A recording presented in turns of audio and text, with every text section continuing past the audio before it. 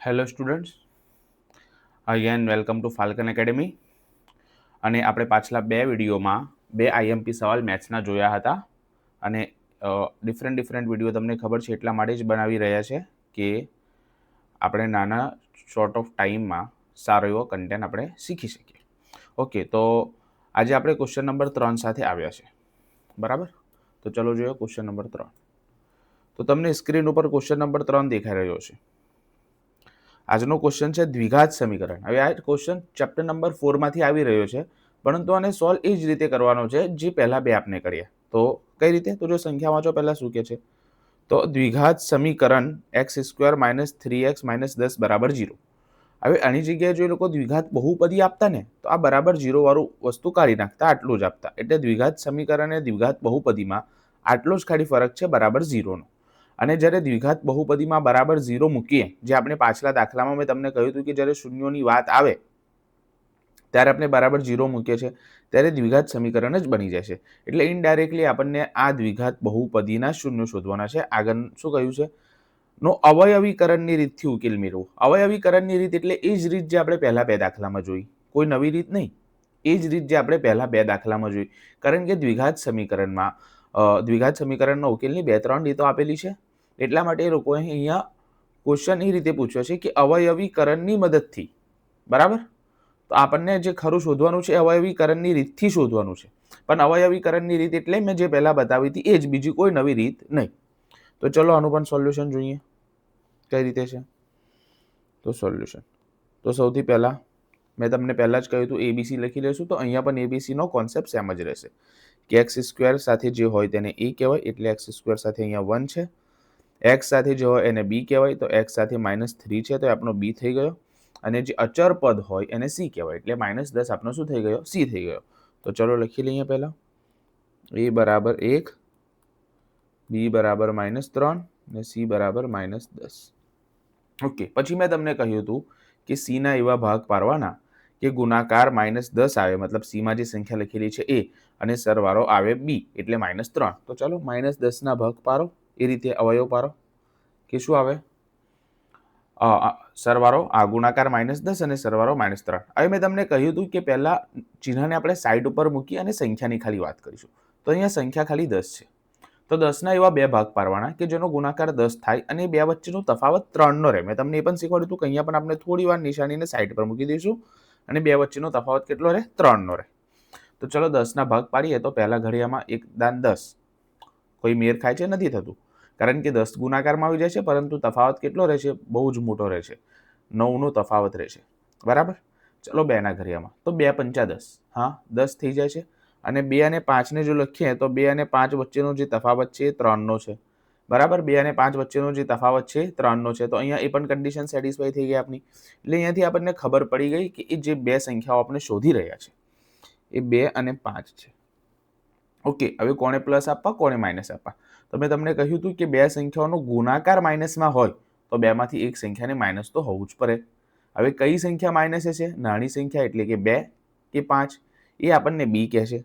તો બીમાં માઇનસ છે. બીનો જવાબ કેવો છે? -3 માઇનસ છે.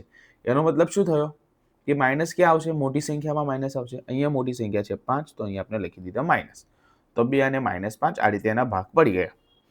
હવે આપણે ચલો લખીએ. હવે તો ફરી એકવાર જે આપણું દ્વિઘાત સમીકરણ આપેલું છે એને લખી દેવાનું, x² - 3x - 10 બરાબર 0. હવે આના આપણે અવયવ પાડ્યા એને અહીંયા લખી દેવાના કે x² વત્તા અહીંયાથી 2x -5x. મેં તમને પહેલા પણ કહ્યું હતું કોઈ -5x પહેલા લખ્યા અને 2x બાદમાં લખીએ તો પણ ચાલે, કોઈ વાંધો છે નહીં. -10 બરાબર 0. તો હવે અહીંયાથી ફરી એકવાર તમે જુઓ, x કોમન નીકળી જશે. હવે આ તો બહુ કોમન વસ્તુ થઈ ગઈ, 2 વાર જોઈ લીધું, તો હું ડાયરેક્ટ લખું છું x કોમન કાઢીને x વત્તા 2.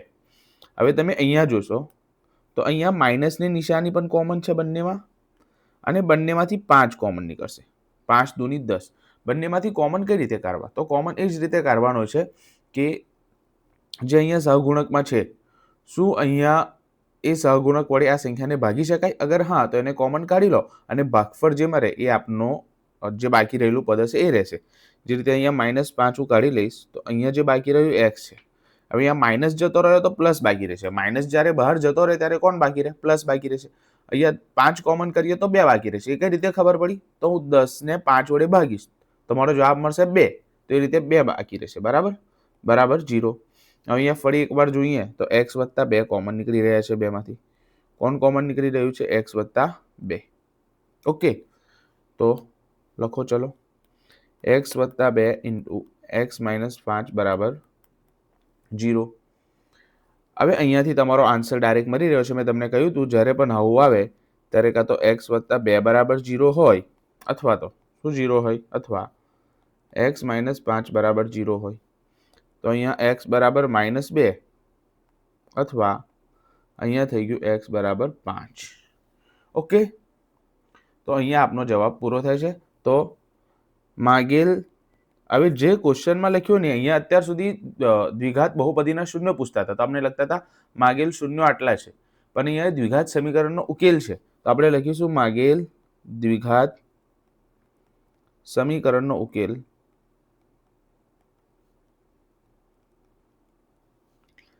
-2 સારી રીતે થોડું લખું -2 અને 5. ઠીક છે, તો આપણો શું થઈ ગયો? જવાબ થઈ ગયો. ઓકે, તો અગેન થેન્ક યુ વિડીયો જોવા માટે. અને જો કોઈ પણ ક્વેરી હોય તો તમે કમેન્ટ સેક્શનમાં લખી શકો છો કે જે પણ ક્વેરી છે એ. બરાબર, એના સિવાય તમે સાથે નોટ્સ બનાવવાનું રાખો. જો પહેલાં 2 વિડીયોની નોટ્સ ના બનાવી હોય અને આ વિડીયોને પણ તમે ડાયરેક્ટ આખો જોઈ લીધો હોય તો એ રીતે કામ નહીં ચાલે. તમને પેન અને પેપર લેવું પડશે અને પેન અને પેપરને લખવું પડશે. લઈને લખશો તો જ તમને ખબર પડશે અને તો જ તમારી પ્રેક્ટિસ થશે. તો મારી તમારાથી ગુજારિશ છે કે તમે સારી એવી નોટ્સ બનાવતા રહો. બરાબર, કશું નથી, એક વિડીયોમાં એક ક્વેશ્ચન છે, 8-10 લાઈન થાય છે મુશ્કેલથી. આ તો સમજાવવામાં ટાઈમ જાય છે એટલે વિડીયો થોડો લાંબો જતો રહ્યો છે. બાકી મુશ્કેલથી 8-10 લાઈન થાય છે. તમે એને સારી રીતે જુઓ, સમજો અને પ્રેક્ટિસ કરો તો તમારે પરીક્ષામાં કોઈ વસ્તુની આજુબાજુ જોવાની જરૂર નહીં પડે. તમને જાતે જ આવડી જશે આન્સર. બરાબર, તો મને આશા છે કે તમે આ બધું કરશો. Thank you. નેક્સ્ટ વિડીયોમાં મળીએ આગલા સવાલ સાથે.